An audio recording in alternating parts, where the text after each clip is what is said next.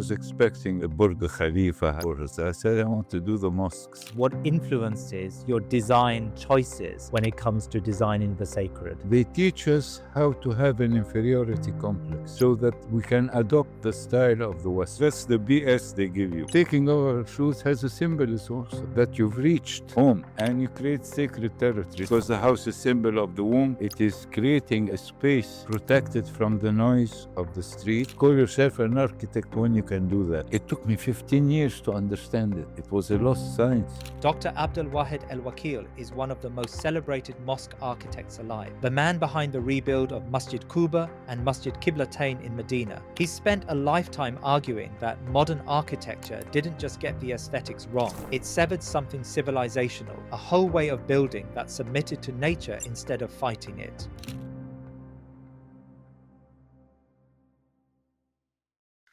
Abdel Wahed El-Wakil, Assalamu alaikum wa rahmatullah, and welcome to the Thinking Muslim. Thank you. It's really lovely to have you with us today. And today we're going to have a conversation about architecture, Islamic architecture, modern architecture.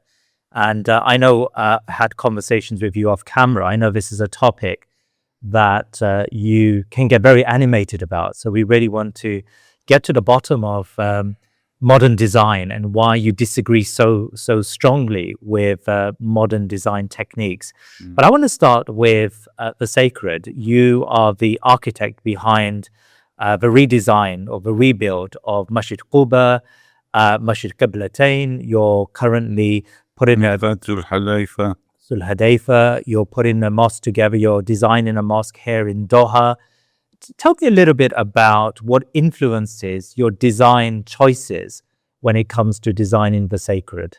The sacred, when I first started in Saudi Arabia, I did a house, a mansion, was one of my first commissions, and it won an award. It was they rated it as the best building in Jeddah at the time in Saudi Arabia when it was done in the 70s. So the mayor of Jeddah, the Amin of Jeddah, Muhammad Jalal Farsi, summoned me. He said, this is the architecture we've been looking for.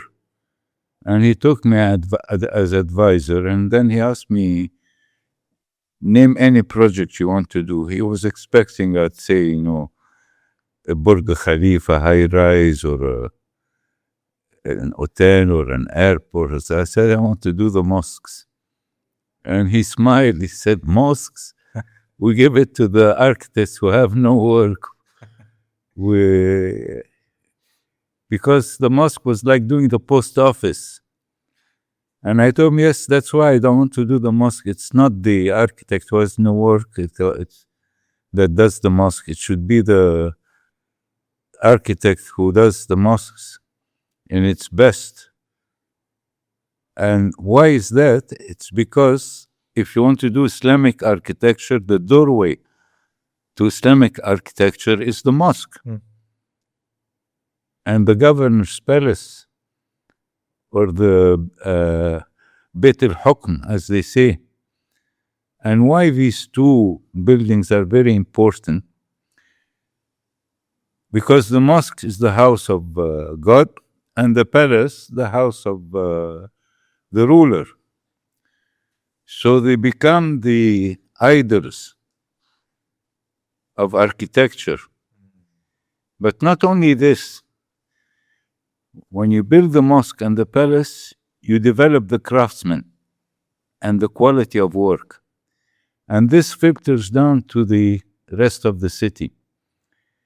Now, when you do modern architecture, this doesn't work. Right. When you build the Burj Khalifa, there is no filtering down. You have to get another American company, foreign company to do it. You have to get a Norman Foster, you have to get what's their name, the big contractors, Beckett or whatever it is, that does all the work and used to do all the work in Saudi Arabia. I remember when I was involved in Jeddah, they were doing this tower, commercial bank. And I had a Muslim friend, American from the US Corps of Engineering, was in charge of it. And they said every nail had to come from America, imported. That was the condition. Right. And then in Egypt also, when they were renewing the American embassy and rebuilding new buildings in it, they got me to be involved with the American office. So they also said every material, every nail has to come from America. So I told the ambassador, why do you impose this? I want to do traditional material. He said, no. Then I asked him, when we have an Egyptian embassy in Washington, can we condition America that everything comes from Egypt? We build it with what you have in America of materials and contractors. But this is how the bias is, you know. You have to buy our materials, you have to buy our products, so on. So when I started doing the mosque and the palace, I did it in a way where you can get all the materials local and all the workmen labor from the Muslim world, from Pakistan, from India, Syria, and so on. And I try to refuse any foreign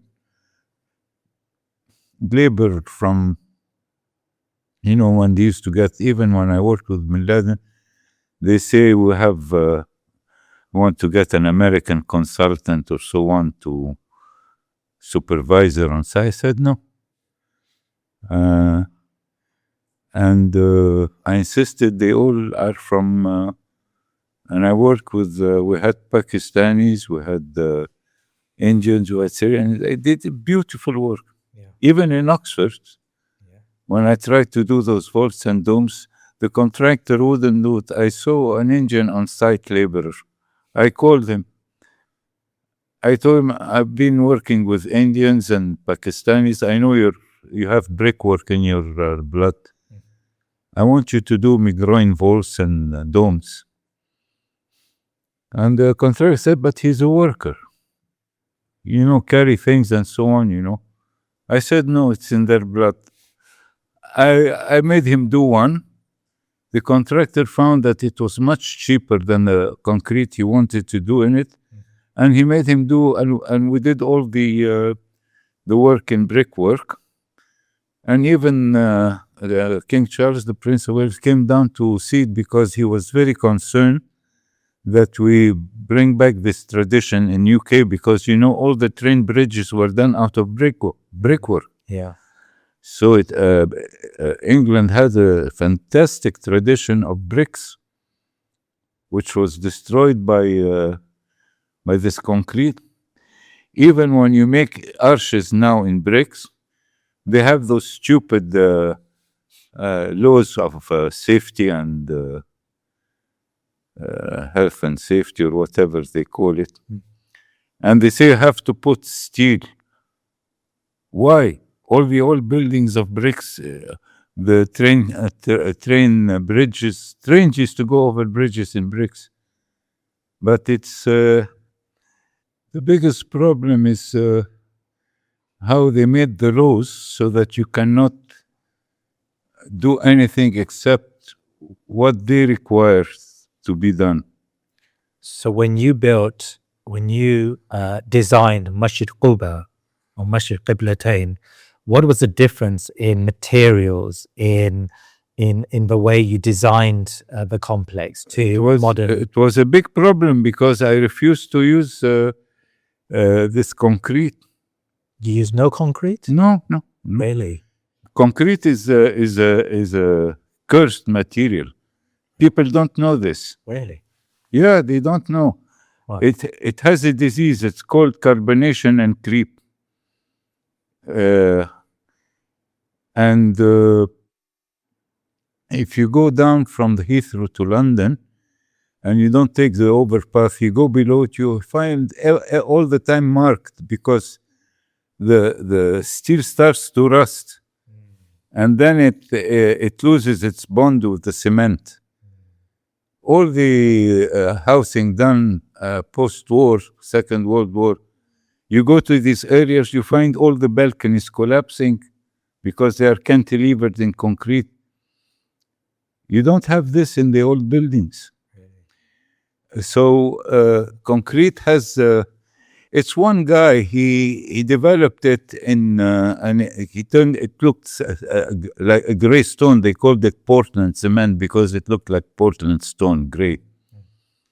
And the advantage was that the coefficient of expansion of the cement with the steel is the same, so they made this reinforced concrete. But it is very bad with weathering, and it cracks, and the technology of it isn't, it's become better now, but still it's a devilish material in the environmental sense, that 1 ton of concrete produces 1 cubic meter of carbon dioxide. They use now polymers which cut down this carbon dioxide emission, but it's very anti-environmental material. But people, why don't you use modern material like concrete? Those architects who speak of it, they don't study materials or don't know what many engineers do, which is concrete and then if it cracks, the building is condemned. But if you have a stone building or a brick building, if there's any cracks, you restore it, and that's it. So you developed Masjid Quba using stone, and what was the material you used? Bricks. Because what happened in material in Medina, each year there's rains in the mountains around Medina. And these rains bring down the alluvial soil from the mountains in a lake right next to Medina, Munawwara. And it furbishes that lake with 4 inches of alluvial mud. So we made a factory next to the lake. All you have to take is the mud each year that got sent, and build with it. Right. And I considered it a barakah, because it's sent by the rains, and it's from the land of Medina. And then, of course, you have the climate. It's a very cool material. Concrete is like an oven, because the heat hits the cement and the steel, and then the outgoing radiation goes into the room. I remember once we were in Muscat in summer, in full August. They call it the sun's anvil on Earth. And the air condition in the hotel got busted. The rooms in the hotel, I was with Hassan Fathy, my mentor at the time. We were doing a village there. And we couldn't stay in the room. It was like an oven. And this happened also in Upper Egypt when the government did concrete houses for the villages that were inundated with the high dam. They built them new villages, and instead of mud brick, and they did them in concrete, and you measure the temperature just below the concrete slab, 90 degrees centigrade. So the children used to die from the heat. So, but as a social status, concrete is a modern material. People want it, and concrete is good for bridges, for motorways, but It doesn't work for housing. And of course, it was a revolution when I was doing, you have 2 million people coming every year to Quba and Qiblatain, and for me to do something that the ministry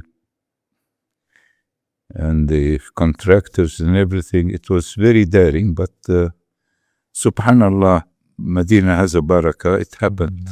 So let me then pick up on this point you make about modern architectural design versus traditional architectural design or Islamic architectural design. Now, until I met you, actually, I used to see architecture to be civilizationally neutral. Yes, you may have some buildings with Islamic ornaments in them, but like all other forms of science and technology, architecture falls into this sort of neutral place. And so you're borrowing from other civilizations, but actually you're not subtracting from your own civilization when you borrow. Now, you argue something different. You argue, I suspect, that architecture reflects a civilizational coding. Like, just break that down for me. Explain why I was mistaken. Yeah, the problem, Islamic architecture has a bad representation in several ways. One way is that of the architects. It's like the Ministry of Waqf in Egypt. How do they represent that this is the Ministry of Waqf for Islamic? They stamp an octagon on the facade. Yeah. So this is not the mentality of Islamic architecture. Really? It's not a synagogue where you put the Star of David right at the entrance. You put an octagon. This is not Muslim thinking. It's maybe Western thinking. So if you want to your program thinking Muslim, let's say how a Muslim thinks. It's not by having a screen or an octagon or patterns. No. Muslim architecture is, first of all, Muslim is the word of surrender and submission. And a true architecture is one that submits to the laws of nature. So if I have an arch, I don't use the tension that has to be in a flat lintel reinforced with steel in order to take the tension of the loads above. The arch just takes it down naturally. If you see erosion in nature from mountains and everything, you find always the void between stones is like an arch. They are created by nature. Yeah. It's natural because all bridges in stone, they had arches, aqueducts, everything, because it distributes the load from the horizontal to the vertical gradually. So the traditional architecture, the architecture of Islam is following the natural order. So because it has this sense of repose in it, it has this magic. They don't understand this when they try to do Islamic architecture, like this mosque in Brick Lane or whatever, and they do those arches in concrete, and so it's everything fake. It's theatrical. These people should be working props in a theater, but not to do architecture. Right. It doesn't work.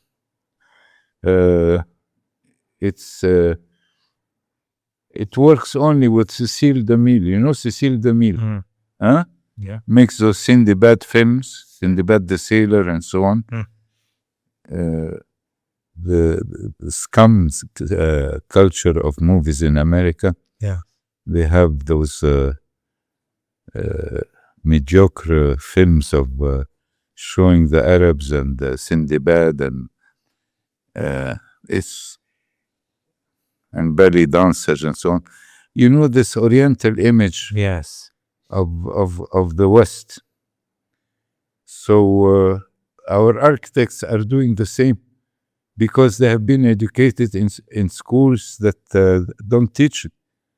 It's like they go to do their doctor's degree to come and teach in our universities, and they go and do it in America or England. And I used to, when I had my office in England, they used to send me students for their doctor's degree, and their professors didn't know how to judge their work. And this, you see, they used to come from Libya, from the Middle East to my office. A very miserable situation. The education is the problem, and the misunderstanding of what Islamic architecture is. Islamic architecture is not a matter of arches and screens that protect the women from outside view. And so all this nonsense that's being done by this Orientalism. No, architecture, Islamic architecture, its basic essence is sakina. You know what sakina means in Arabic? Tranquility. It means sakina is serenity. Serenity, yes. Yeah, but it also, the root word is sakan. Sakan means housing. So sakina, sakan, all this SKN, sakan, sakina, sukut, it's all silence, repose, a house, the womb, because the house is symbol of the womb. They used to do that in Pharaonic. The house is a symbol of the womb. It's the cave where our Prophet used to, sallallahu alaihi wasallam, used to go and retreat in it. Yeah.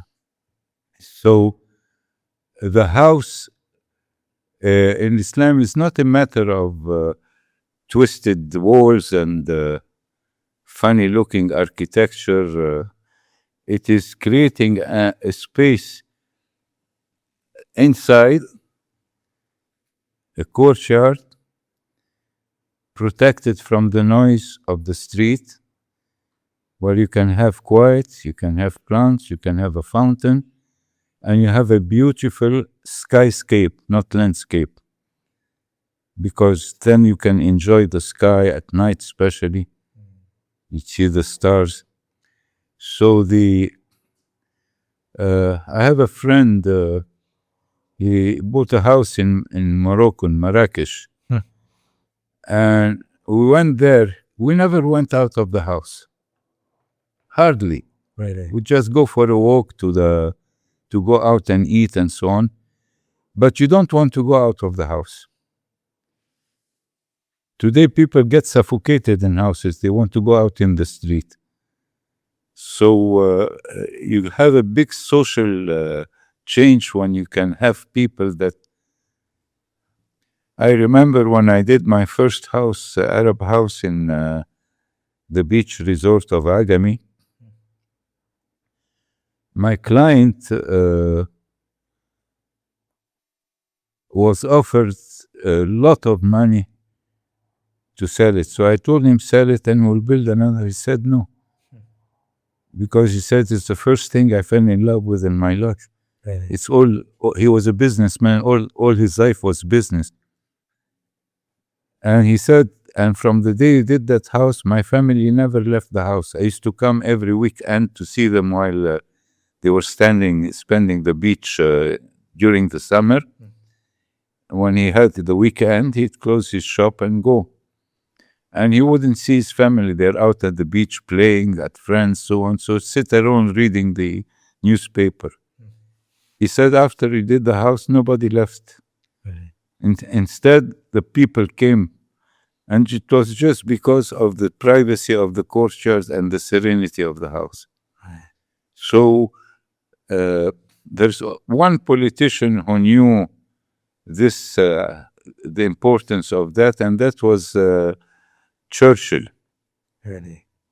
when they came to renew the Westminster, and they had modern designs or something, he said, no, build it as the old, because we shape our buildings, but later they give us form.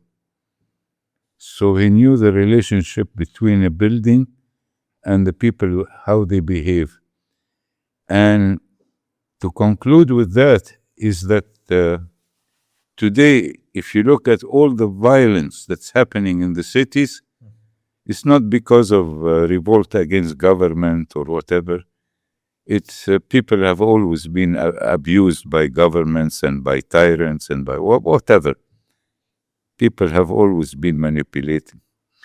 But the violence is coming out because people can't live in the cities anymore. They can't use the street. They can't have the social interaction. They can't have the serenity of the house. It's architecture, as Churchill said, we shape it, but it gives us form. And the form that is happening now is not a uniform, but a disformation. People are not happy in the city because the traffic, the noise, the pollution. This is not the city. The city is supposed to be a place where you enjoy living, where you have social interaction. Today, you're half the time in a car. So you've made some very interesting observations there about traditional architecture. You used the phrase skyscape, not landscape, and you focused in on the courtyard as the center of traditional Islamic architecture. Two questions really, Yeah, because the courtyard is it immediately is what's different from an open garden. It becomes your property. I remember when I did a house in the farm of Prince Sultan bin Salman, he argued with me. He said, I have miles of palm fronds and trees. You have a fixation. Why have a courtyard when I have all this garden? Yeah. And he thought, he said, you're talking theoretically because you had to have courtyards in a town, but I have here a farm. Why make a courtyard? The funny thing is, when we did the courtyard, he never left it. Really? He'd leave every night. He'd sit in the courtyard because immediately it becomes your sacred space. So basically, how do you explain sacred space? One of the things about sacred space is you create a boundary. And you have it from the Quran, because when God talks to Sayyidina Musa, he doesn't, and God didn't talk to everybody, but when he spoke to Sayyidina Musa, he said, the first thing in the Quran, unshod yourself, take off your shoes, He didn't say, I am your God, kneel and prostrate. He asked him first to take off his shoes. So I was puzzled by this. I mean, the Quran, I know if something is said like that, that means there's the message with it. Because this is divine authorship. And then after that, he told him, I'm prostrate for your God. But the first thing he told him to take off his shoes. Now, in tradition, how did this filter down? Every time we go into mosque, we take off our shoes, or in the house. So one of the elements of learning how to treat sacred space is taking off our shoes. Yeah. And taking off our shoes has a symbolism also, that you've reached home. You're not walking anymore. And you create sacred territory. So today we have people have lost this language, this symbolic language. There's one guy, I forgot his name, horrible guy, Vadillo, what's his name? Omar Vadillo or something. He has on YouTube, he has a book, The Deviation, the Esoteric Deviation in Islam. He used to be in Malaysia, horrible man. And he attacked symbolism. And when you talk of symbolism, now they tell you, you're, what do they call them? Masonic. You're a Mason. What's this nonsense? The Quran is all full of symbolism. Surah Yusuf, every example of the Quran uses symbolism. Yeah. So but they do this to the modernists, the Mujaddideen, the innovators. That's why Plato rebuked them from his Republic, because the innovators, they say, they want things literal, and the sacred language is always symbolic. Because what is a symbol? It's what that cannot be represented in physical form or in concrete form, as they say. Yeah. It is a way of penetrating the abstract. I want to ask you about the courtyard, but also the various facets of Islamic house building or Islamic architecture. I mean, my understanding is that traditional Islamic buildings incorporated intimacy and shade, and courtyards, and Islamic cities or Muslim cities were walkable and had a sense of community between these sacred spaces that you talk about.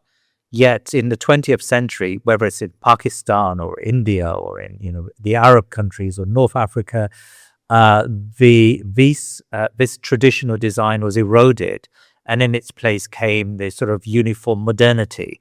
What is it that changed in the 20th century to make us dispense with these traditional methods and incorporate more uniform, universal Western methods? You reminded me. I went to give a lecture once in India, at this Islamic university in next to New Delhi. My memory is getting worse and worse. Maybe Aligarh University. Aligarh University. Yeah. And I went there, and the most beautiful buildings were done by the British. The Indian architects did the ugliest buildings I've seen for the university, and all trying to have mediocre imitation of Corbusier and modern architecture. Right.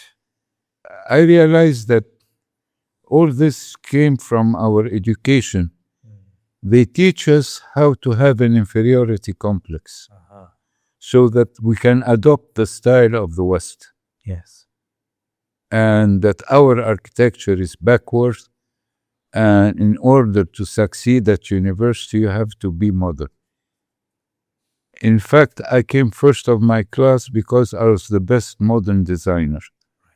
And why was I the best modern designer? Because I used to go to the library and look at the magazines and copy this modern American and European architecture. So, in fact, you were given credit for being a modernist. When I started working with Hassan Fathy, and I was at the time teaching at university, when they found out that I was promoting Islamic architecture at the university, and I was getting the students,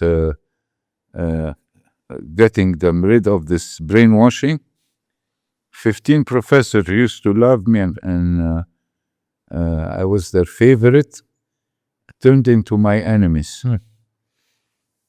They were conditioned not to teach us Islamic architecture or traditional architecture. An inferiority complex. Inferiority complex. Yes. And not only this, where did they get their doctor's degree? They got them in the West. So there is a conditioning. Don't forget today, I knew somebody who used to be in MIT, psychologist. They have a science so powerful of creating mind control, brainwashing, and intimidation, and they are filtering it through the system of education and art. I was just showing the other day an article. I was having an interview. I was showing a report from the Independent magazine, and the title was "How the CIA was promoting modern art." Really? So it was very interesting. I'd make the copy of that magazine, and I started to analyze why would they be interested in modern art. Okay, I understood in education and in universities and so on. But then I started studying the idea of why modern art has a very strong impact on the mentality of people. Yeah. And then it went back to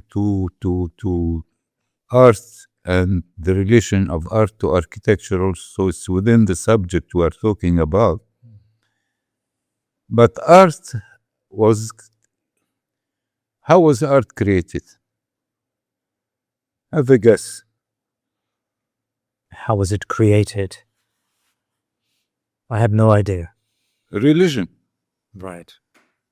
Art did not exist without religion. Really? Because before people were literal and could read, you know that the Bible did not exist in any language other than Latin until the printing press. So people had no access to literal knowledge. The only way you could communicate with people is through images. And you have it until now. If you go to a stadium, you have an arrow this way, go this way, you have somebody running, you have somebody, you have a wheelchair in the parking. You don't say this is for people who cannot walk or disabled or whatever. Even in cars, when the industry started, you had Italian car, benzina, you had oil, you had this. Now they put an oil pump, they put a temperature gauge, and you don't have to translate the language. And it's the same with art. If you want to say, for example, a number 3, then in Italian it's trio, tres, talata. Japanese, I don't know what. So in every language, 3 would be, if you don't know the language, you won't understand. But if you draw a triangle, you have the Trinity. So geometry explains everything. And the same with religions. They have all the geometry of the symbols of religion come from the cube and its extension, the cross.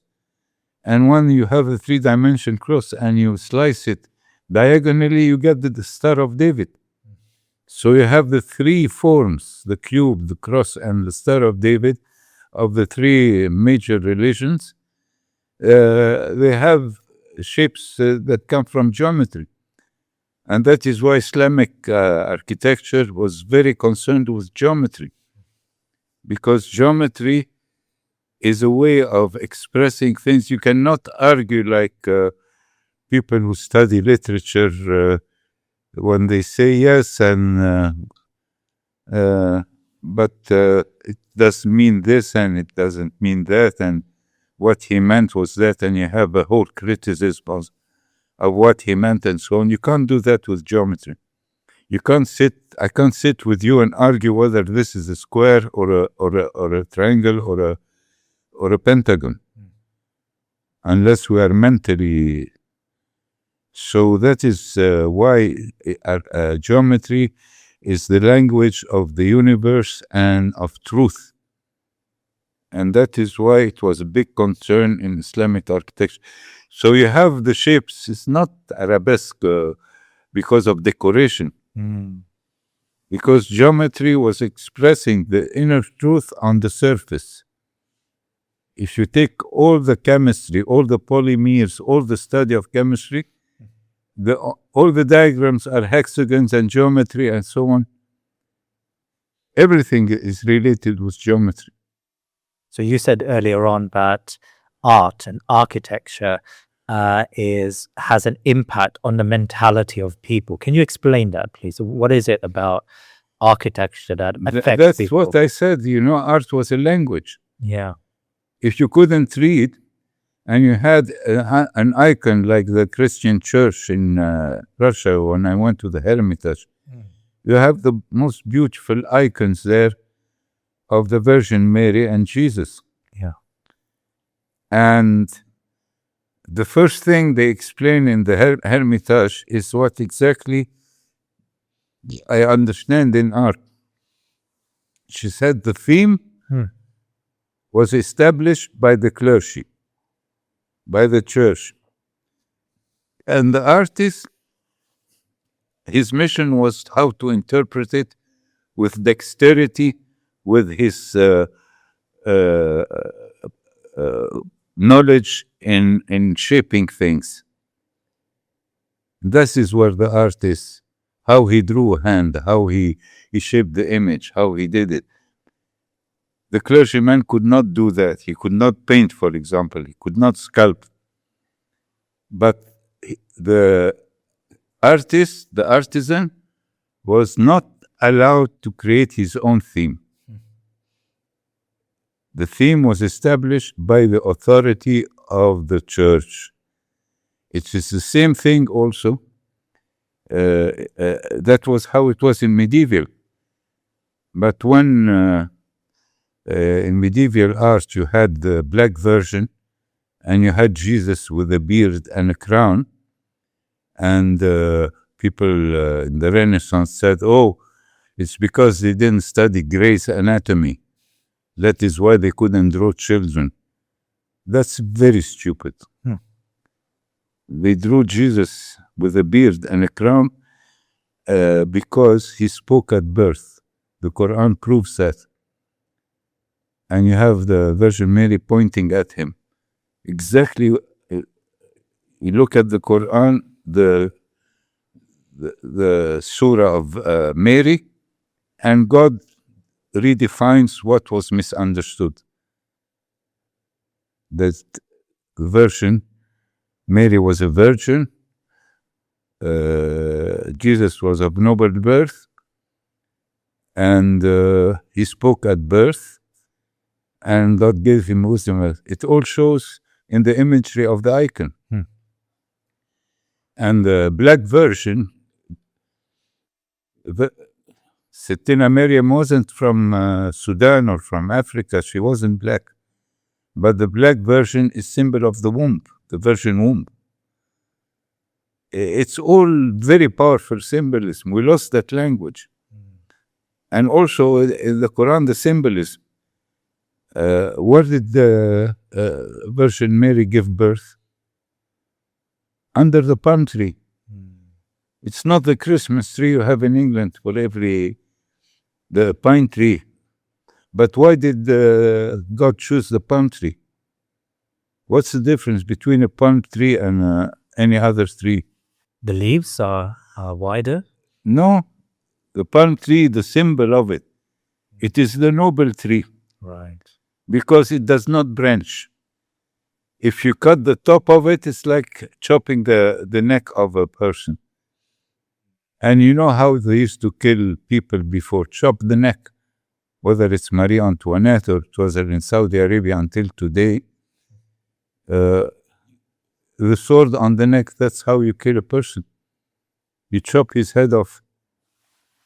And that's the palm tree. You chop the head off. That's it. It's dead. Doesn't branch. Yeah. But not also that. It opens only at the topmost circle of, and each font goes by the month. So you can know it records history. So you can know the tree by every font that comes out, how many years it is. So it keeps history. It lives on the ancestor, the living part, because the rest of the tree is dead to save water. And it reaches the sky, and it has deep roots. So it's a noble tree. So Jesus was born under the palm tree, according to the Quran. So you have the language of symbolism. If you become, literal in the sense that you don't understand symbolism, you lose the sacred sense, because symbolism it allows you to penetrate what is not seen, what is not descriptive in the literal sense. Ustad Abdel Wahed, can I ask you about high-rise buildings? So when I came here to Doha, I went to the reception of my hotel, and the lady said, the last time you came, you were on the 23rd floor, but unfortunately we don't have that anymore. So would you be okay with the 18th floor? And for me, it made no difference, whether it's the 23rd or 18th floor, whether it was the second or third floor. In fact, when I bought a modest home in Istanbul, we decided to get the ground floor apartment so we could have a little plot, a garden, and we could see. Yeah, I understand. Do you have an aversion, a problem with these high-rise buildings that we see around us? The biggest problem I had was in Medina Munawwara. Really? Because they knew I was doing those mosques, so they wanted to honor me. So the hotel reception gave me top floor. Penthouse. Top floor, yeah. They had those high rises. Yeah. And then I couldn't sleep all night. I don't know, something, and I had nightmares. Really? I used to hear groaning, so on. Something's wrong. So I had the shower and I got out of the room. And, I was drying myself naked with a towel. And I found myself standing naked in front of the haram. And that was disgusting, disgraceful. And I knew why I wasn't sleeping well at night. So I phoned the reception and I told them, give me the first floor. Yeah. I left on the top. And this is when I realized the disgrace of having those high rises around the Prophet's mosque and in Mecca. Now, the argument is, you are not following the age, you are archaic, you have to live with the reality of the 20th century and so on. And that's how the architects attacked me in Medina. So we're in a meeting and they didn't like what I was saying. And I told them, it's not a matter of our age and so on. I told them when I was in Miami, I went and met the management of Disney World. Because like the Hajj, they have thousands of people coming in one place. So I wanted to see how they handled this, because I was involved with the Ministry of Awqaf and Hajj. And we were dealing with 2 million people coming to the Hajj. We had our problems. So they told me Walt Disney had 2 policies by which he established his amusement park. One is cleanliness, because all the parks in America are very dirty. They threw bags of McDonald's, whatever, hamburgers, ice cream. So they were very dirty. And the other thing, they were very unsafe because of vehicular traffic, cars. So the first thing Walt Disney did was eliminate the cars, and he put every 20 meters a dumpster, and kept the whole of Disney World clean. So I said, what's this relationship with what we're talking? I said the two things Islam wants. First of all, cleanliness. And the second thing is sakina. I told him that's what they did before. When the Sahaba used to come to Medina, they left their mules and their donkeys outside the gate, so as not to trample on the sacred grounds of Medina. They treated the whole of Medina as sacred. So why can't you keep the cars like Disney World? 150,000 people coming. You have a huge parking outside, and then you're taken into Disney World by boat or by train or by whatever. The circulation inside was all commuting, but not cars and traffic and accidents and so on. So it's a matter of people say you're archaic. It's not being archaic. It's being truly Islamic. And Islam is not a religion only that you go on a Sunday to pray. Islam is with you all the time. It's a way of life. And we have to see, is our way of life today a happy one? Living in high rises, being in traffic jams, having pollution. If this is acceptable to us, then we have lost the mission of Islam. All the cities being done today are not non-Islamic cities, unfortunately. When you have every nation now wants to have the highest building. Why? We want the highest building in Africa, we want the highest building in the Emirates, we want the highest building in... Why? What is behind the highest building? You're saving land? No. Why?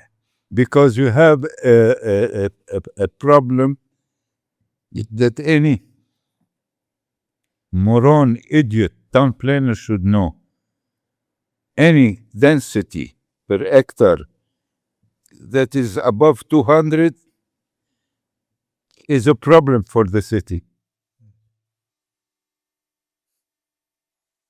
And there is a maximum density per hectare that people can live in without having problems. Burj Khalifa has 1 kilometer radius around her to serve her and keep her up financially. They have a warehouse, huge building, just to do the air conditioning. And then what security you have if you have a fire drill or anything? You're going to go down the steps 100 floors. What? You're going to go up to the roof to wait for a helicopter? Why all this? Look at what happened in London with that building that caught fire. Grenfell. Yeah. So, no, it's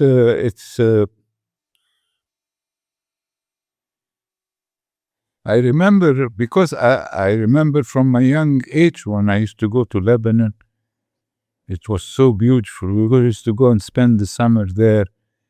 I could smell the snowbird trees, the pine trees, and we used to have walks. And you had the waterfalls and the rivulets and the food and the And we used to walk for hours within beautiful green mountains, cedar trees.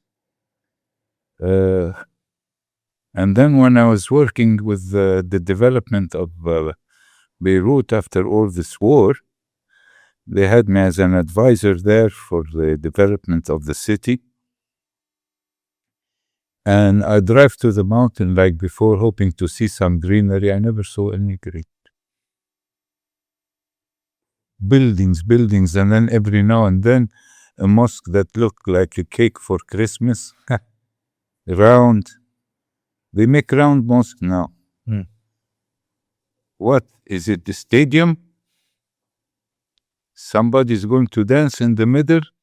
Mosques are never round.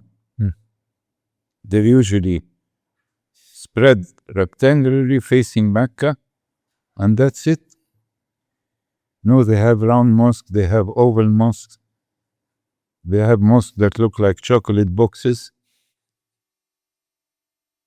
They have, and they are,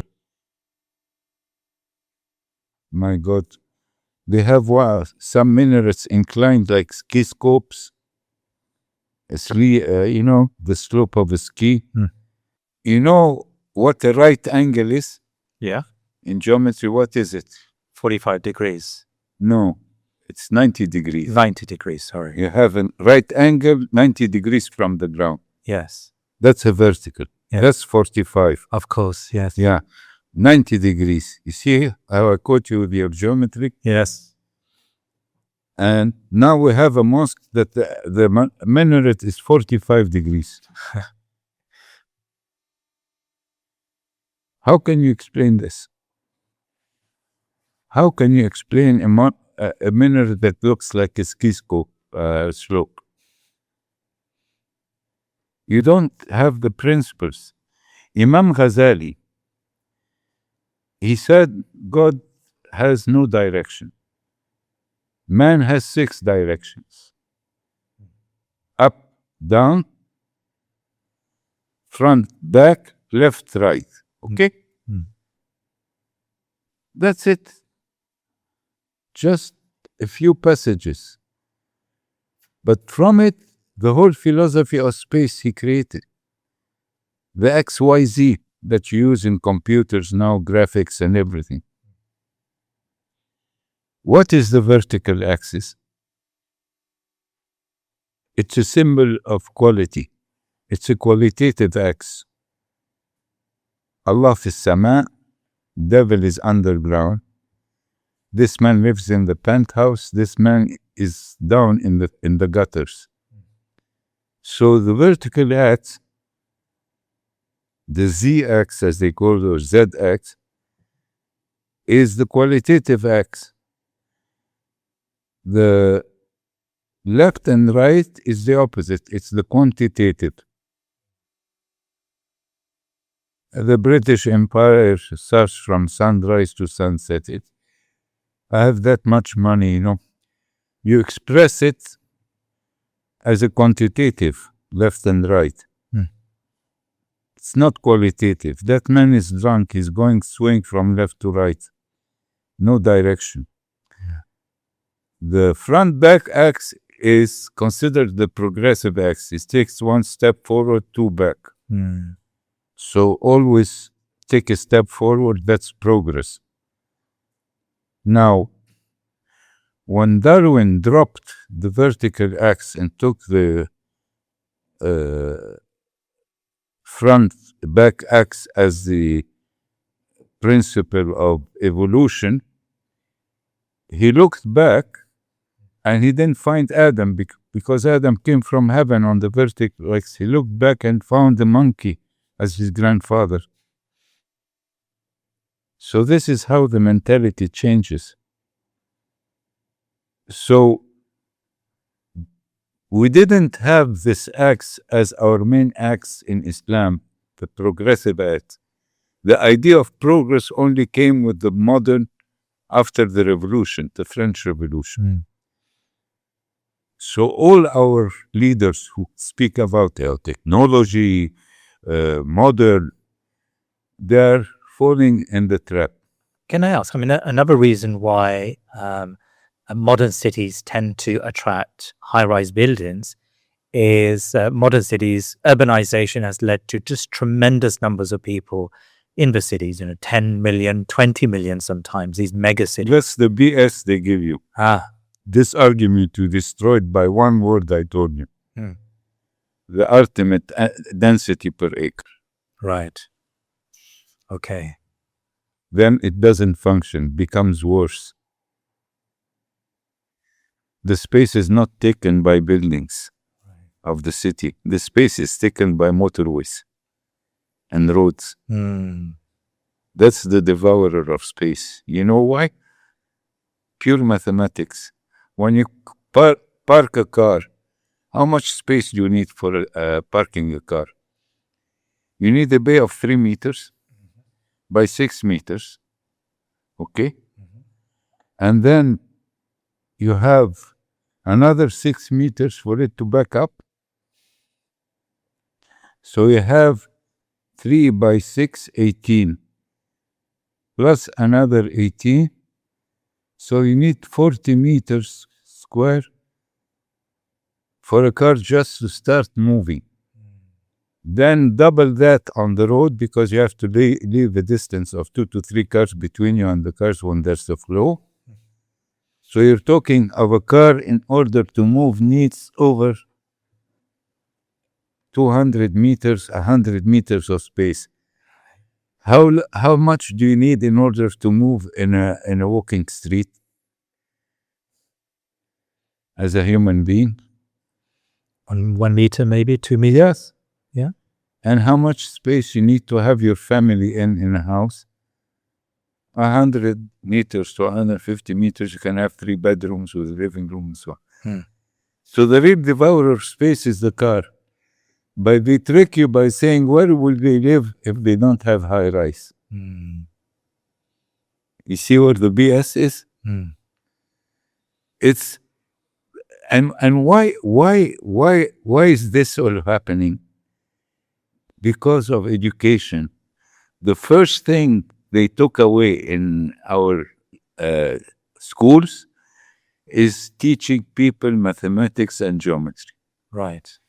They make them hate the subject, if you notice. Yes. My sons, they hated mathematics. Same with you also. Yes. Why make mathematics a subject that you hate? When I was in love with it, I was the top in mathematics. I loved geometry. I loved mathematics. I liked algebra, solving equation.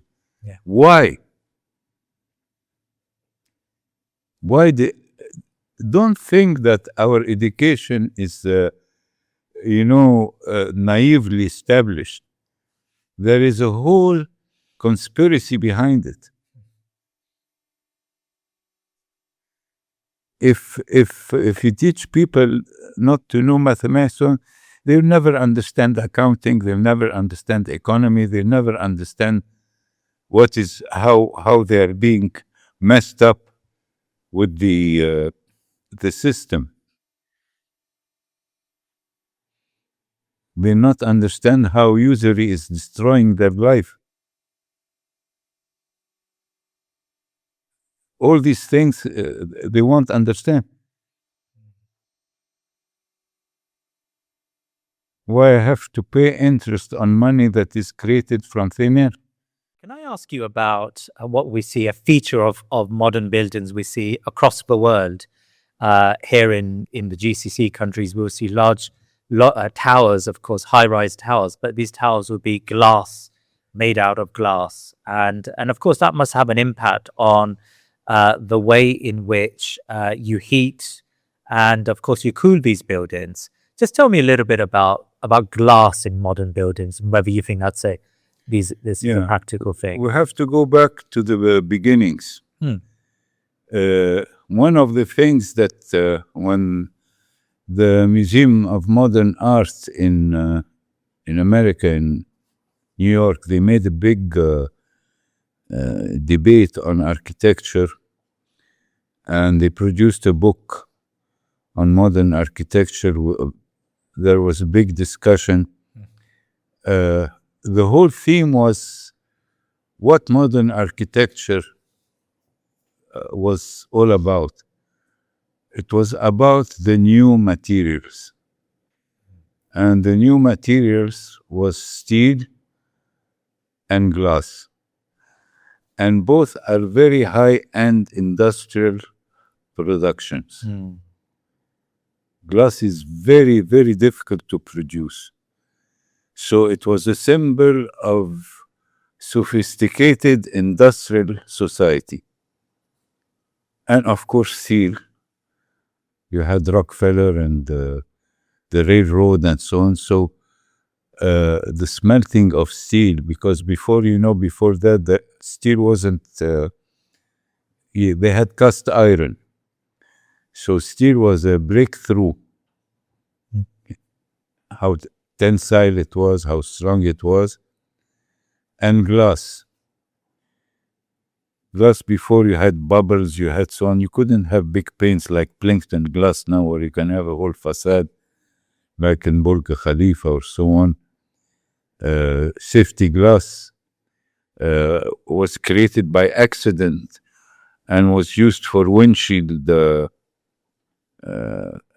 of automobiles, of cars. But before, glass would shatter and kill somebody. So it was discovered by accident. Somebody, there was a layer of plastic that was stuck to the glass. And when it shattered, it kept it together. So they had this windshield. So glass was, why I'm saying this is because both technologies were a symbol of high industry. Yeah. So it's not only because of its function in buildings, but it was a symbol. And that is why Mies van der Rohe and so on, they wanted to erect a whole building in 24 hours with prefabricated glass. So you had the whole building as a mirror of glass. So it wasn't a matter of functionalism. It was a matter of status, of how rich and progressive the industry is. It is, again, symbol of modernity. But it brings more light in. You don't need more light. What you need in a building is the distribution of light, not the quantity of light. Really? It's like why did you have this amazing light in Dutch paintings? Because they had the double height, and you had light coming from above. When you have light coming from high windows, because light drops by the square root. So if you have light on your level, and it drops by, this wall would be dark. So what happens in the room? You get glare. So it's not the amount of light, but it's how it is. Why they say don't drive at night? Because the headlights can blind you. But if you have a car in daytime and it has the headlights, it won't affect you. Because you have surrounding light from the sun and everything. So light is not the amount of light, it's how it's distributed. Right. There's a whole science of lighting a building, and people don't know it. In traditional buildings, for example, not only do you get light from the wall, you used to have lanterns. In old classrooms in England and so on, in libraries, you had light coming up from the roof. So it distributes the light, same as the courtyard, the atrium type of light. Right. Can I have your thoughts on, earlier on we spoke about Mecca and Medina and the architecture and the urban planning surrounding these very sacred sites for Muslims. But of course, a feature now of Mecca in particular is the clock tower. Do you have any particular thoughts on? Yes, I mean, even when Bin Laden offered me the book on the clock tower, I threw it back at him. I said, take it. This is Bin Laden, the construction company, rather. Yeah, they're the one that did the clock. And unfortunately, the one who did it I had introduced him to Bin Laden, but that's one mistake I did in my life. A German Muslim, he was involved in it. They asked me why you're repulsing. You're repulsed by the clock. Could you think of something why I would be repulsed with? You have anything in your mind what could be? What I would imagine that Or what people listening to us would give them a moment to think why? Because I'm mad, because I'm not abnormal, why? I mean, most people would say that it's towering above the Kaaba. It seems like it's imposing itself on the Haram. You have to see the origin of the clock in the square. Where did it start? Probably here in Europe, of course. Where? I wouldn't. Train station. Was it King's Cross? Yeah. Do you know before in England, every from east to west they had different times because of the sun. Yes. And the time would differ half an hour sometimes. And you can see this in the prayer. If you're praying in Riyadh and in Medina, the call to prayer is different. Yeah.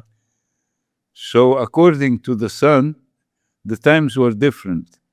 When did they make it Greenwich Mean Time? They made it for the trains, for the schedule of the trains. Right. So the clock became of the train schedule.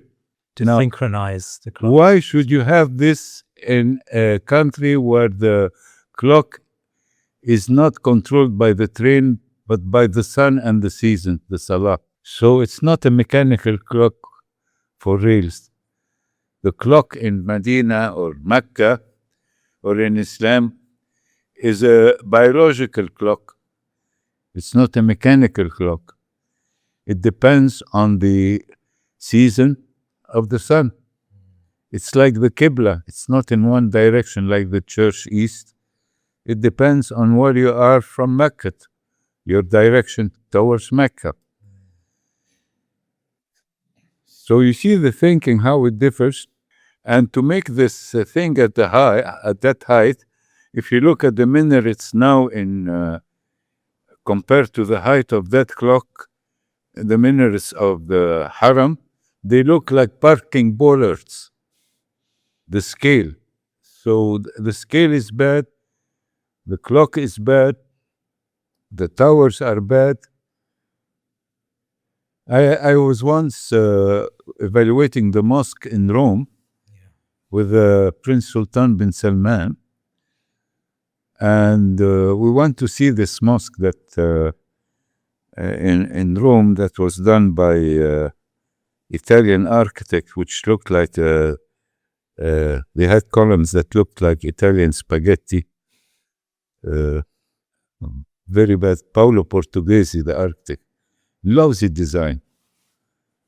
But after we went to visit mosque with the disappointment we had, we went on the column up on the villa, what's it called? It's the gardens on a mount very high in Rome. And from there we could see the Vatican. And I told the prince, I told him, Prince Sultan, do you notice something here? He said, what? I told him, do you notice any building higher than the dome of the Vatican? And he looked like this. The skyline was nothing but. He said, oh my God, yes. Because people don't look at architecture. He said, where are all the high-rise buildings? I said, behind the mountain in modern Rome. But around the Vatican, no high building is allowed. He said, yes, what an observation. I said, is the Vatican more important than Mecca or Medina? Why couldn't we have had all those high-rise buildings behind the mountain in Medina or Mecca? Then you can have the purity of the area. You know why? Because we've lost the sense of sacred space, which God spoke to Sayyidina Musa and told him, take your shoes off before anything else. We missed the message from the Quran. That is why it's important to understand the symbolic language. Sacred space, you cannot have it except pure. And also you have maqamat. You know what maqamat is? Hierarchies. If you have a bookshelf in your house and you have a lot of books, where would you place the Quran in that bookshelf? At the highest place. At the highest and at the right. Right. So there is a procedure, there is a protocol, there is a gesture. So if you have the house of God in the city, where it should be in the parking space below a high-rise building like they do now in Egypt, where they get rid of the parking and make the prayer. And it's not a matter of this. It's not a matter of praying. It's a matter of how you represent the sense of the sacred in your spiritual life. If you lose this, then finish. You don't know what is on top and what is on bottom. You'd put the Quran in the lower shelf. You would touch it without purifying your hands. This is how you handle the sacred. And it's the manners. It's like coming to an area and you look at the man and you say, you go first. He says, no, you go first. And then the tradition in Islam say, by the right. So if I'm on the right-hand side of the guy, I would go in first. Do you see this behavior when you're driving today? They go into your lane without even giving you a signal. So every culture has its manners and its protocols. When you take a technology without taking the protocols and laws and manners of the technology, you create havoc. Doesn't belong to you. So you don't know how to behave. You have to have red lights, you have to have traffic cameras, you have to have policemen. So you end up controlling people, but in traditional society, people did not need this control. You know, I've been to villages where there's no police.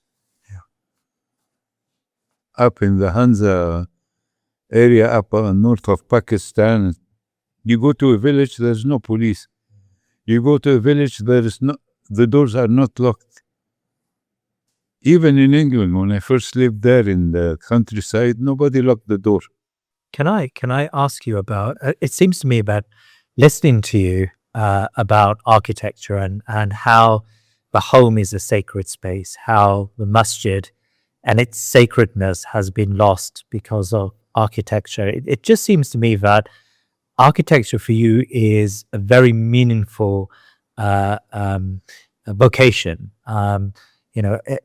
Do you believe that many modern health maladies, for example, family breakdowns or social ills, can really be brought down to just the way we live, our urbanization, in particular the spaces in which we inhabit on a daily basis?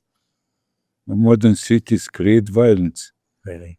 Look at England. Now they're demolishing all the buildings, high rises that were done after the war. What do you have? People peeing in elevators, drugs everywhere, crime. The environment creates violence. I believe that all the violence that's happening The Middle East is not of politics or dictators or whatever. It's because of the living environment we are in. It has made us violent. And I've seen it with my own eyes. People trying to cross a road and the cars won't stop. It's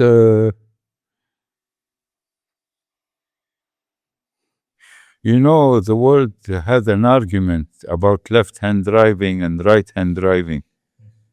We solved it in Egypt very simply. How did we solve it? Neither matters. Everybody drives in the middle of the road.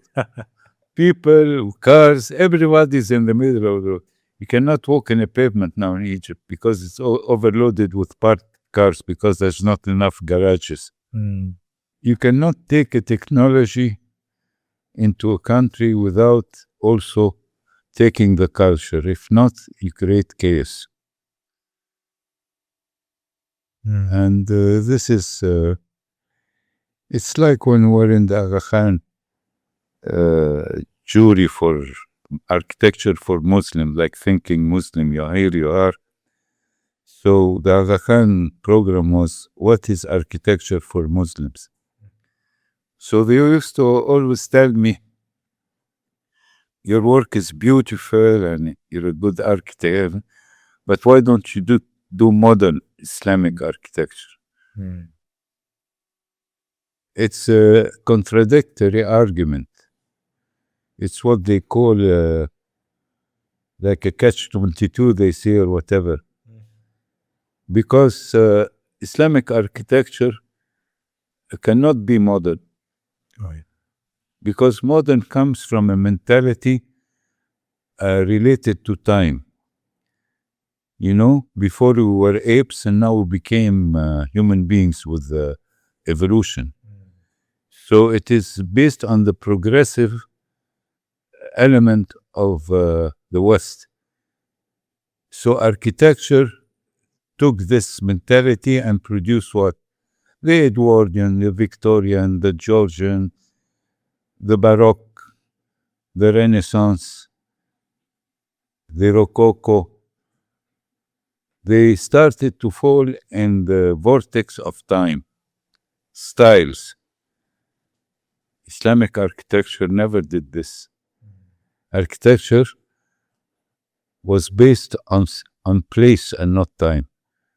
You had Moroccan architecture, you had Egyptian architecture, Islamic architecture, you had Turkish Islamic architecture.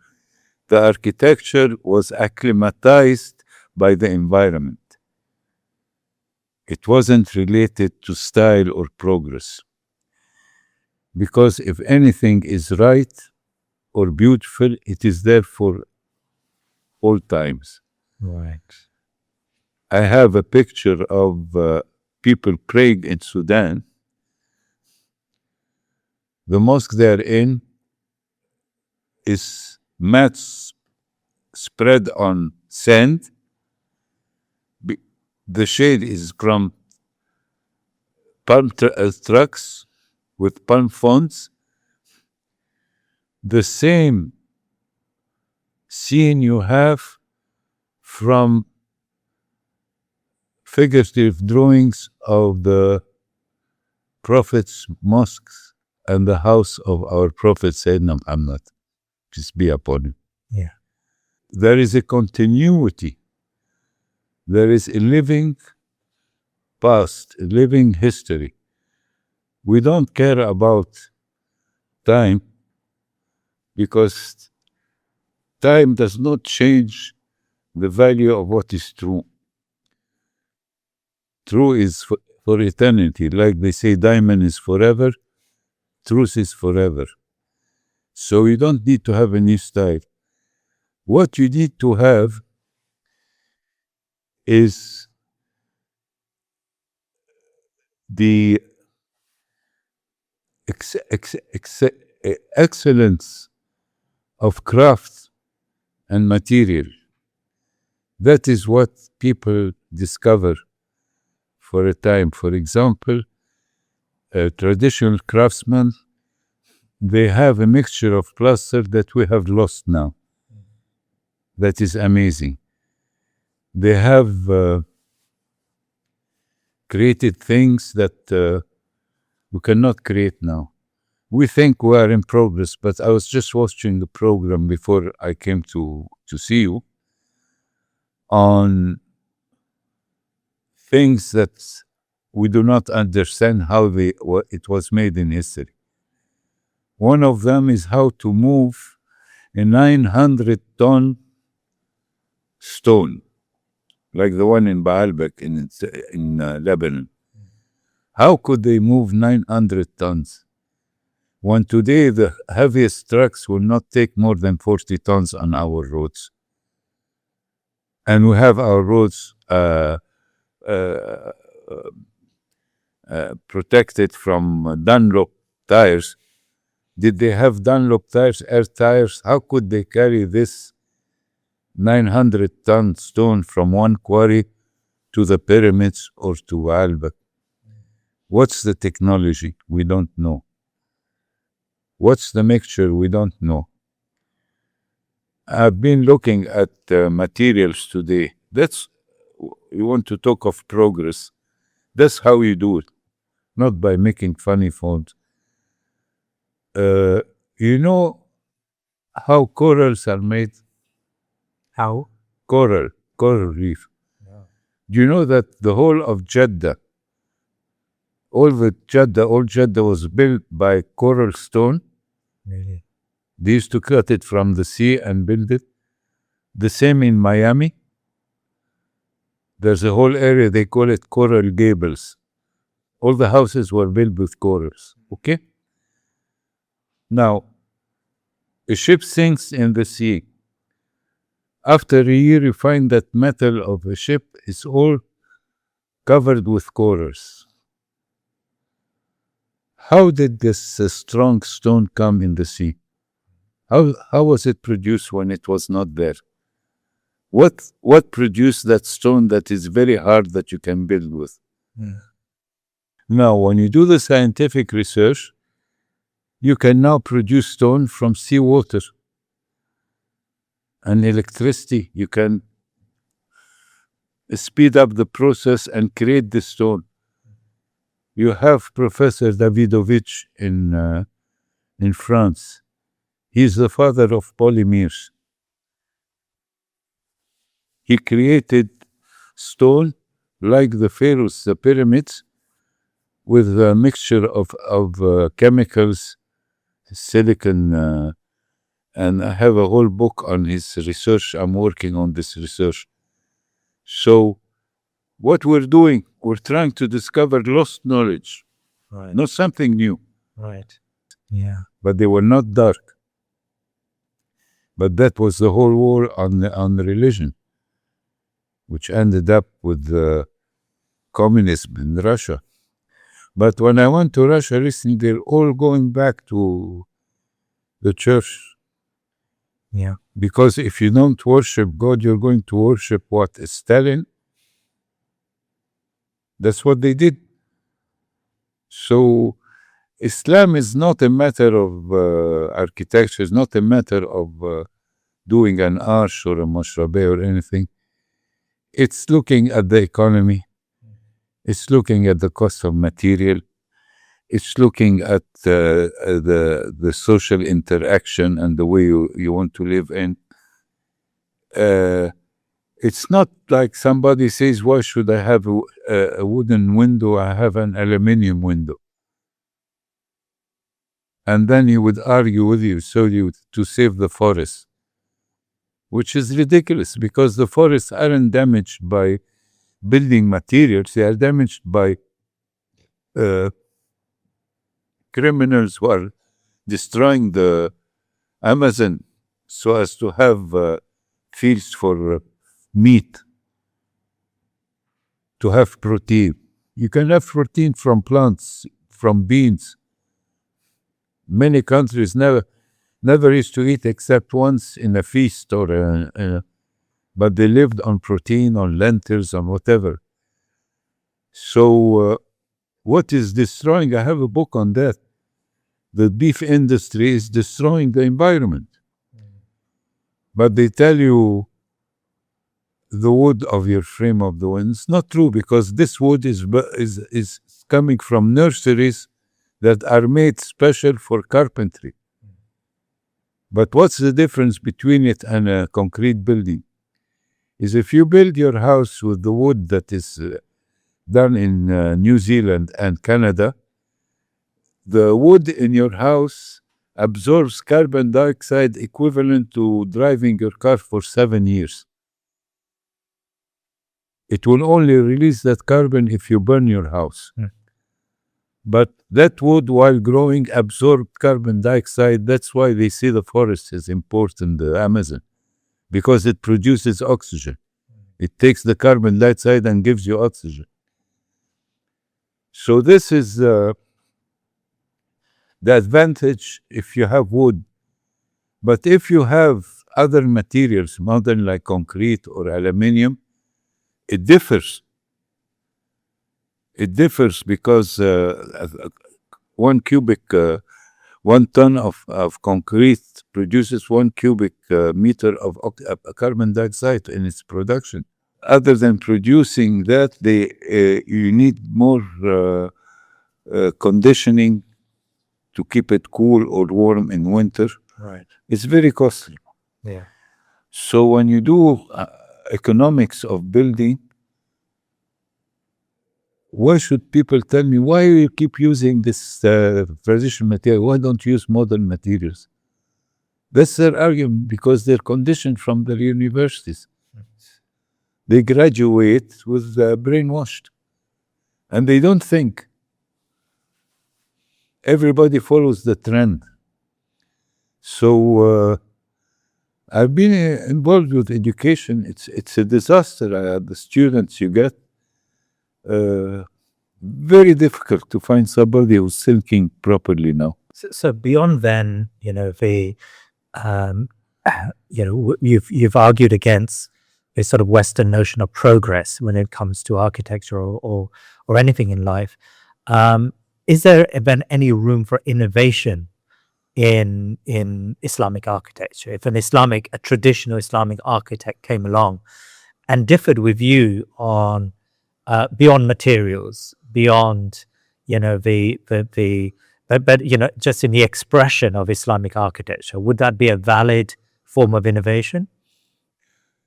The human being is by nature very creative. You can see it in a child. But it depends how you look at innovation.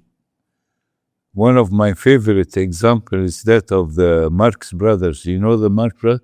Yes. And there was Harpo Marx. He's playing on the piano. And Groucho Marx came and tell him, "What are you doing?" He said, "I'm composing music." And Groucho takes out his cigar and says, "Composing music? That's Chopin." He said, "Yes, I'm composing Chopin. What's wrong with it?" I liked it because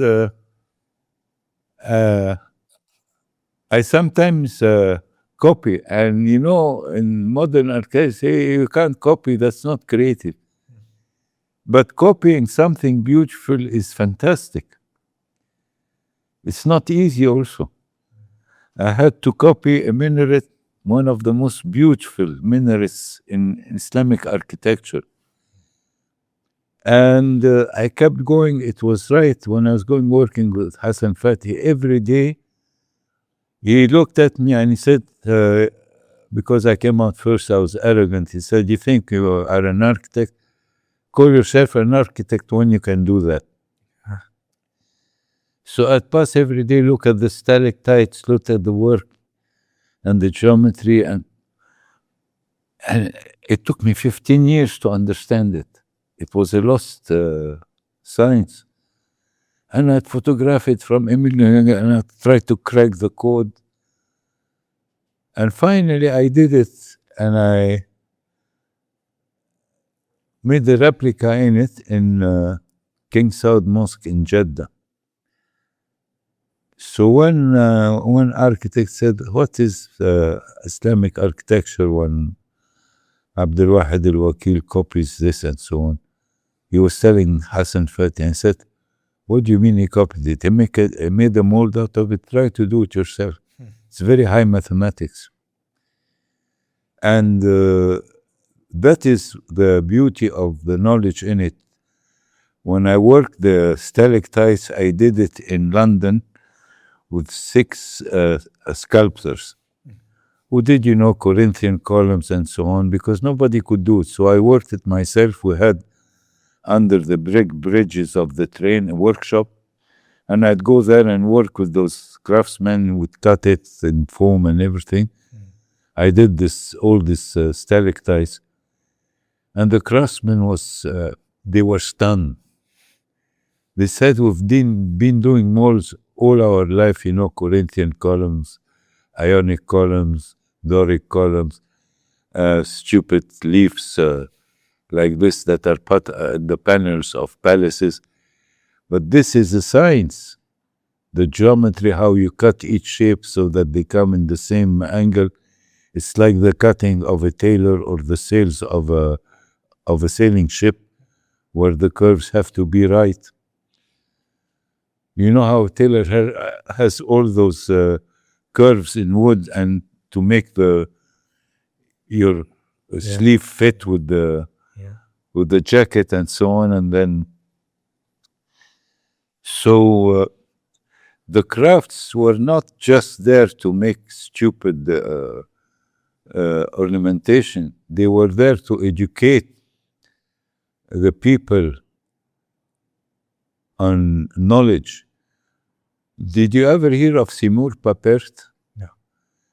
Seymour Papert is from South Africa. He died. He was from South Africa, a Jew from South Africa who went and became a professor at MIT.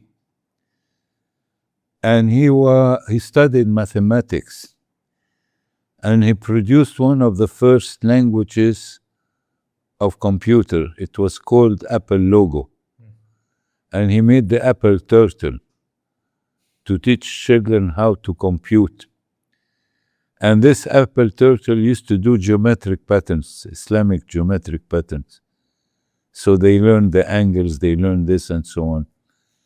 And how he made this program of education is he went and studied with Jean Piaget in Switzerland. And Jean Piaget, he surpassed Freud and Jung by doing the development of intelligence in the child. And he has amazing books on it, and he became one of the modern innovators that changed all the pedagogy of schools. So he took the knowledge from Piaget with the mathematics and produced these programs to educate children, and that's why Apple became very famous in schools. All the schools went for Apple because Apple had a vision, this amazing man of Steve Jobs, which is really an incredible man. So basically, the crafts were part of the education in Islam. And it was realistic. It was not like school, play school. No, they had a responsibility. Because in the Muslim world, in order to survive, a human being has to start earning at the age of 9. So you have a lot of children working in workshops, so on. So the crafts used to provide this education. Yeah. I mean, this is something very important to see how the education program, the mentality, everything changes when you look at the spiritual side of the equation. Very different from secular education. Right. Even universities now, they produce people for technique, but basically what was university? What was the term philosophy, PhD, doctor, philosophical doctor? It was somebody who was educated in the wisdom of the spiritual. That's the true. Otherwise, why would you call it university? Because universal. Yeah. What is universal man? He's the man on the cross. XYZ. In today's conversation, and in much of what I've seen of yours, you were deeply influenced by Hassan Fathy. Can you please reflect on that relationship you had with Hassan Fathy, and why I suppose it's important for young Muslim architects today to have similar mentors like you had in Hassan? So explain who was Hassan Fathy? I came across him because they never mentioned him at university. But I had a shock in 1967 when we had this horrible 6-day war. Yeah. We were humiliated by the 6-day war. Yeah. All our Air Force was destroyed the first hours. Our army was running away in Sina from the Israeli tanks. This is the Egyptian. Yeah. Yeah. It was horrible. And it was horrible because Nasser made us believe that Egypt had an army, had technology, had anything. It turned out zero. Yeah. And I think this is one of the reasons why at the end I left Egypt. Right. It had a very big effect on me. This not on me a lot, even up to Morocco. Taha Abdel Rahman, this philosopher, his whole life changed after this humiliation, because and then you start noticing everything wrong, the housing, the buildings, the city. So I was at the time teaching at university and get with the professor and say, we have to do something for the country and so on. And one of them said, what are they going to do? Hassan Fathy has been trying to do this all his life. Who's Hassan Fathy? I didn't know who he was. They told me. I went to see him. He was isolated in the citadel. Had no one. And he showed me his work and his ideas. And I was supposed to leave the country and go in doctor's degree in America. I got admitted in Illinois.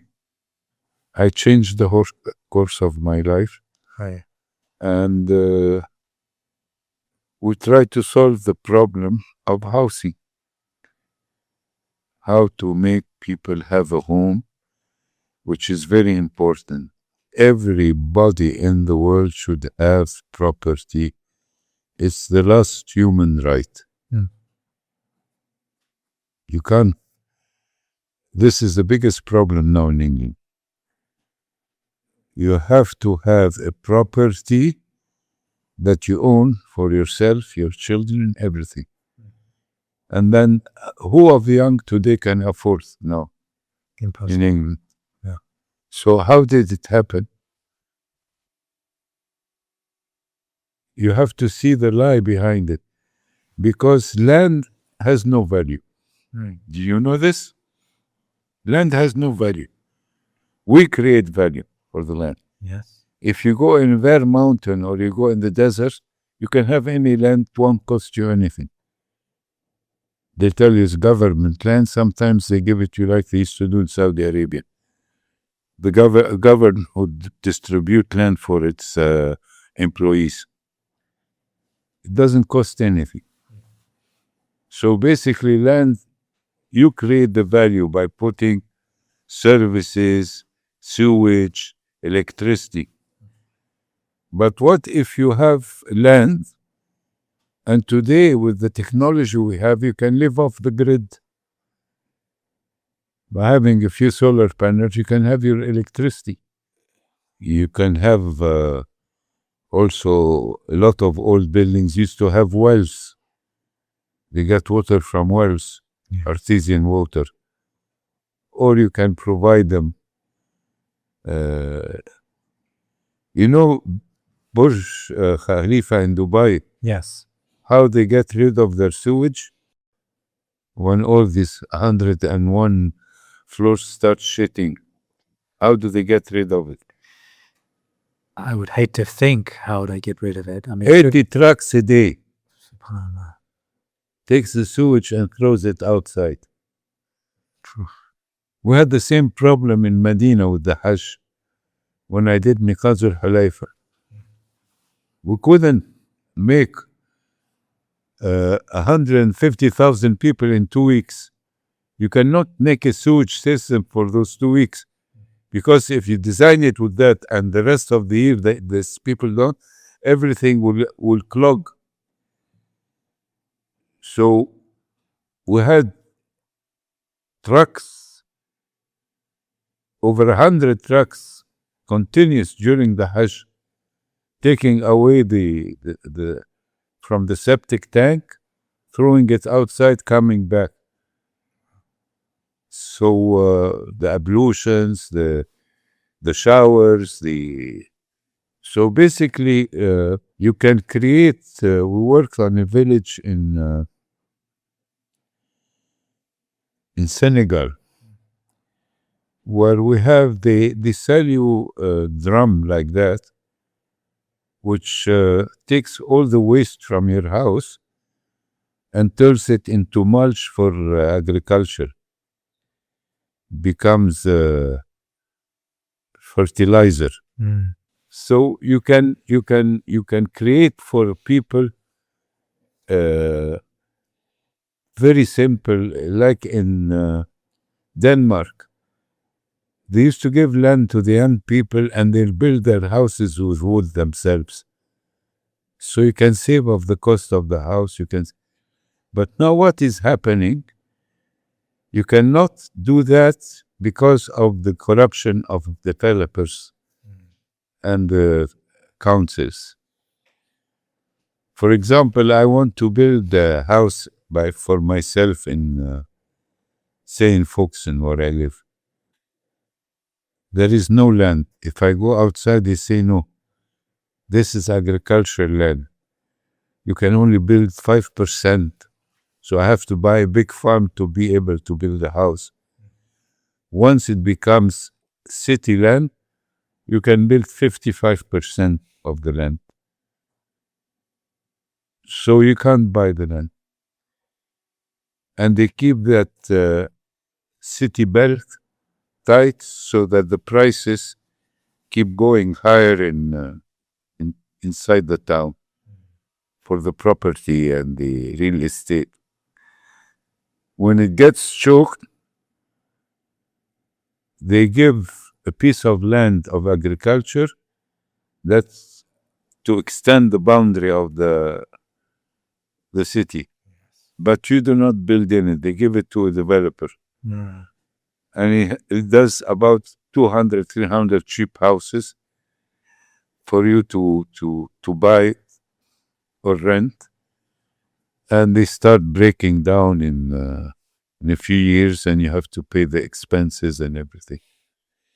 So the thing is, when you talk of modern architecture or let's have new shapes, this is the stupidity and naivety of modern universities and art schools. Have funny shapes to be original. This is the age of irresponsibility. What you want to do is to make sure people can afford to live decently. So I was going to ask you, if you were in charge of city planning, what would you do differently? Ask me better what I wouldn't do differently. First of all, one of the things that he changed the attitude of the city. The city is not made for the car, so you have to make walking cities. You have to provide proper ways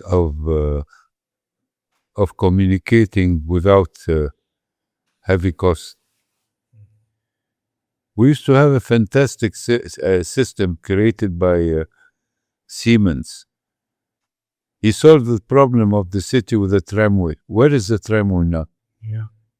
How you design a city that you can use the tram to go from place to place. I grew in that environment in Alexandria. We had the tram. We never used the car. There is a lot of solutions. The problem is the money and the corruption. Right. The corruption of politicians and the greed of developers and money. It's all the same story from time began. When Jesus went and attacked the Philistines, the bankers, the Pharisees, he knocked the bankers by the temple.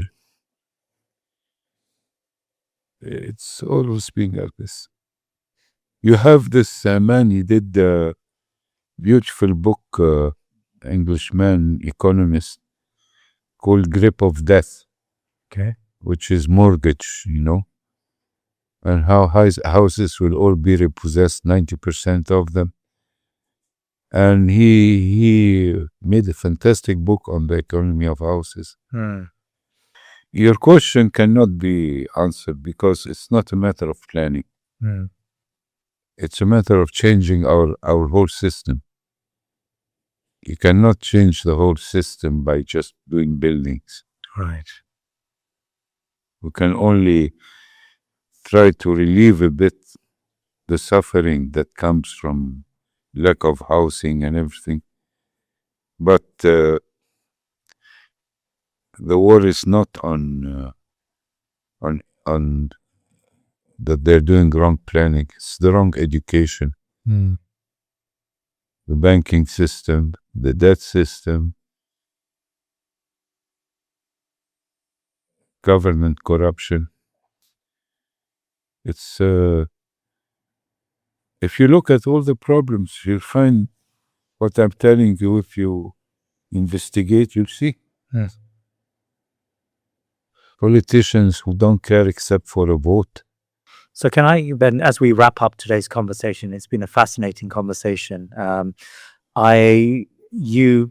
Throughout today's conversation, you talk about our failure to really understand our heritage, how we've been duped by Western or modern architectural techniques, and how young people in particular who go to universities are being brainwashed, so your word, brainwashed into and seduced into thinking. Not university, the whole education. The whole education is to condition you to be a slave to the state. It doesn't teach you to think. So how do you think, then, we can break out of this intellectual conditioning? Historically speaking, when people cannot do anything anymore, what happens? When revolution doesn't work, when resistance doesn't work, when revolts, people are killed, assassinated, you can't do anything. What happens? I suppose you become submissive and accept. You get what they call divine intervention. A prophet comes. Now, if Islam says the seal of the prophets was Sayyidina Muhammad, what could happen now if there is divine intervention? Punishment? Can't you see it? Can't you see it? We're getting all the signs of it now. You can't see it? Yeah. The divine intervention will be through the earth. What is the biggest problem we have now? Climate. Everybody's talking about climate change. What will climate change do? It might change everything. So God has ways of changing things, not only with prophets, but and the Quran says that. We have it in the Quran very clear. The surah where when God takes its, when earth takes its ornament, and people think that they have been have control over it, God's wrath would come and destroy everything. It's happening with the environment now. The environment, you have tsunamis, you have volcanoes will happen, will have abnormal rain, floods. How many floods you had in England? Abnormal weather, seas melting. Most of the cities by the water will be flooded. We have seen pictures of certain areas in Indonesia that have gone underwater. Some islands. So not to worry. God will take care of us. Yeah. Can I ask you one final question then about just to tie all of this together? I mean, of course, modern cities have now been built. Shanghai looks like Dubai, looks like London, looks like New York. And we have these skyscrapes that look very similar to one another. Is there any country in the world that you would still point to in a positive way? I mean, maybe Oman or Muscat or somewhere like this, where that equilibrium that you talk of between the human being. My favorite. Yes. Give a guess. Maybe Muscat, maybe Oman, maybe. Nonsense. Yeah. Bhutan. Really? Yeah. Bhutan. Where they have the National Happiness Index. Yes. And they have 60% of their country is forestry. Right. And they have no traffic lights. And the king is only interested in the environment. Bhutan is our ideal example. Yeah. Have you seen any videos on Bhutan on YouTube? No. Amazing. Yeah. Amazing, yes. Wonderful people. We have a lot of them here in Qatar. Really? They are beautiful people, yeah. There'll be a great deal of I hope I can go there because even tourism is limited. Really? They're fantastic. Fantastic. Their policy is fantastic. That's the only. And the other country I would have loved to live there also is Japan. And Japan, because they are always concerned with beauty. Everything is beautiful there. The gardens, the houses, wrapping presents is amazing. Their food, their culinary art. Japan is fantastic. Chinese are amazing, but they worry me. Why? Because all they're doing can collapse very easily. You cannot go against the natural and have a guarantee of survival. Yeah. You know, in America, there's a new movement. A lot of people are having an exodus from the city, and they have trackers train them how to live in the forest, like camping. Yeah. They're trying to get out of the system. They call it out of the grid.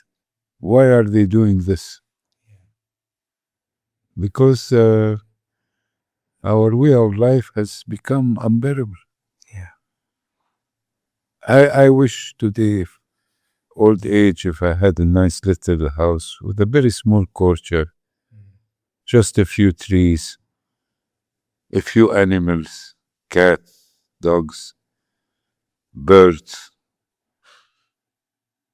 Why live in a flat in a crowded city with roads?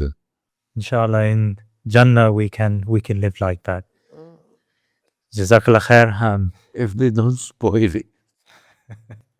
Abdel Wahed El-Wakil, it's been a pleasure speaking to you today. Thank you so much for your time. Thanks for coming and inviting me.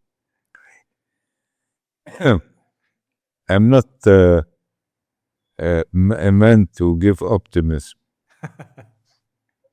I don't. You know what the Prophet Muhammad, I was told, said once day.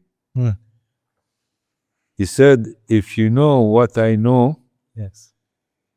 you would laugh a little and cry a lot. Yeah. Subhanallah.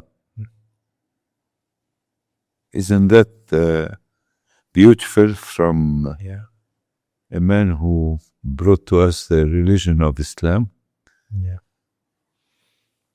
Why would he cry a lot of what he knew? Maybe he saw our age. Anyhow.